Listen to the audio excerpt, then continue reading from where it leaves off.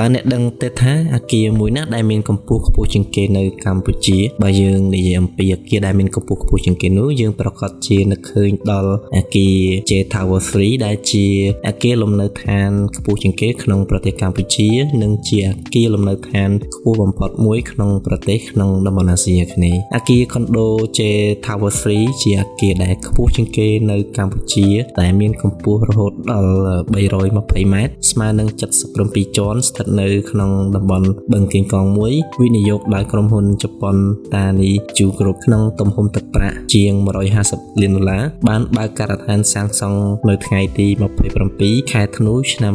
2023 J Tower 3 គឺជាគម្រោងមួយរបស់ខុនដូជប៉ុនដែលសាងសង់ដោយអ្នកអភិវឌ្ឍន៍ជប៉ុនដែលមានកម្ពស់ខ្ពស់រហូតដល់77ជាន់ត្រូវបានកំណត់ថាជាអគារខ្ពស់មួយនៅក្នុងប្រទេសកម្ពុជាដែលត្រូវបានរចនាឡើងសមស្របទៅតាមស្តង់ដារជប៉ុនដើម្បីផ្ដល់ជូនអ្នករស់នៅប្រកបទៅដោយផាសុកភាពសុវត្ថិភាពនិងចំណតយានយន្តងាយស្រួលបច្ចេកវិទ្យាវិស្វកម្មដ៏រឹងមាំត្រូវបាននាំចូលពីប្រទេសជប៉ុនដើម្បីពង្រឹងអគារហើយនឹងប្រឆាំងឥទ្ធិពលនៃអាកាសធាតុនិងមូលហេតុធម្មជាតិផ្សេងៗទៀតផងដែរបើតាមលោកតានីសុនជីក្នុងរយៈពេល10ឆ្នាំ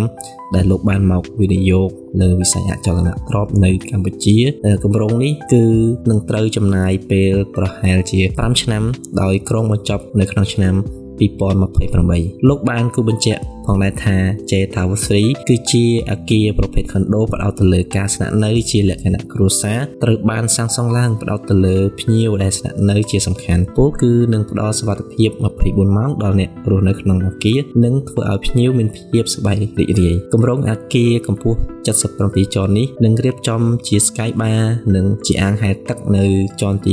77ដែលជាអាងហែលទឹកខ្ពស់ជាងគេនៅលើโลกសម្រាប់ភ្ញៀវកម្សាន្តលើសពីនេះគម្រោង J Tower 3 មានអាងហែលទឹកចំនួន3បន្ថែមទៀតមានភោជនីយដ្ឋានហាងកាហ្វេកន្លែងហាត់ប្រាណធំទូលាយបន្ទប់ Steam Sauna បន្ទប់ខារ៉ាអូខេបែបគ្រួសារកន្លែងបោះ bowling និងបន្ទប់ពិនិត្យសុខភាពផងដែរគម្រោងអគារJ Tower 3 គឺជាគម្រោងអគារខ្ពស់ជាងគេមួយនៅកម្ពុជាដែលមានកម្ពស់320ម៉ែត្រនេះបើយើងប្រៀបធៀបទៅនឹង